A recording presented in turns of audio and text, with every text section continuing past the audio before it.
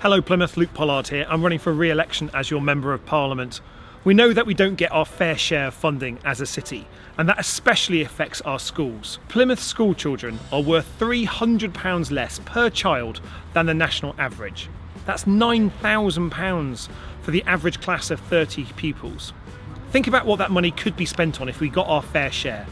Extra SEND support, teaching assistants, investment in school buildings, teacher training, young people's mental health, and so much more besides. That's why I want to see us get our fair share of funding. But the Conservatives are underfunding our schools as a city, and our Tory MPs have voted to slash school budgets since 2010.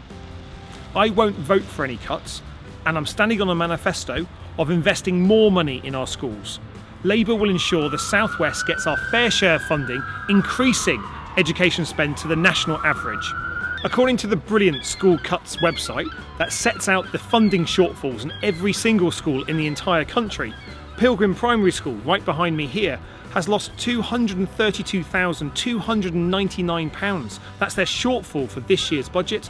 That equates to £679 per child in this school. That's the money that's required to maintain per pupil spending in real terms. Increased costs are not keeping pace with funding from central government, which means there's a spending squeeze in our city schools. It's not just Pilgrim Primary School that's affected by this. St George's C of E Primary School is missing £47,088 or £541 per child.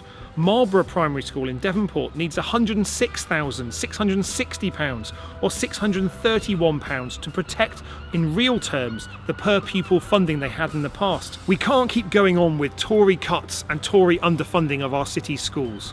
That's why I want to see every school funded properly, increasing our spending to the national average so we get our fair share of funding for each and every child, giving our teachers a 5% pay rise to make up for all those real terms pay cuts that we've seen with the Tory pay cap since 2010, more investment in special educational needs and young people's mental health.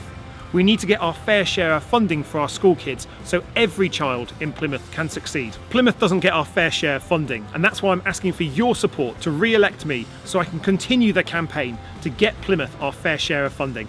Thanks much, Plymouth. See you soon.